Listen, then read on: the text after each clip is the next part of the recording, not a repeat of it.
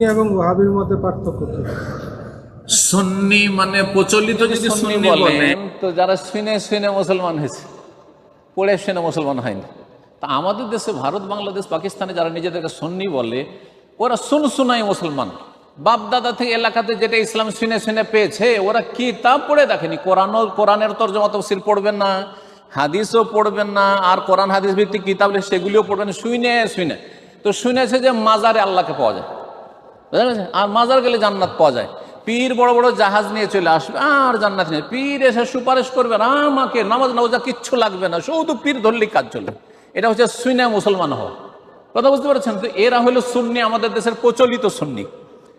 আর একটা হচ্ছে প্রকৃত সুন্নি, বুঝবেন ওইটা? প্রকৃত সুন্নি আর প্রচলিত সুন্নি। তো প্রচলিত সুন্নি আমরা দেশীয় সুন্নি বললাম, শুনে আসে না, এরা পড়াশোনা করে না, এরা ইসলাম চর্চা করে না, স্টাডি করে না। আর প্রকৃত সুন্নি যারা কোরআন সুন্নাহর অনুসারী, প্রকৃত সুন্নি হচ্ছে ওয়াহাবিরা। যাদেরকে আপনি গাল দেওয়ার জন্য ওয়াহাবি বলেছেন, তারাই হচ্ছে প্রকৃত সুন্নি, মানে সুন্নাহর অনুসারী।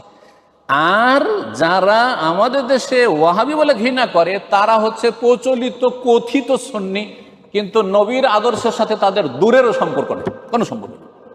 সহজ ভাষায় ভালো করে বুঝে নেন। জি, এই হচ্ছে সুন্নি। আর ওয়াহাবি আসলে কিছুই নেই।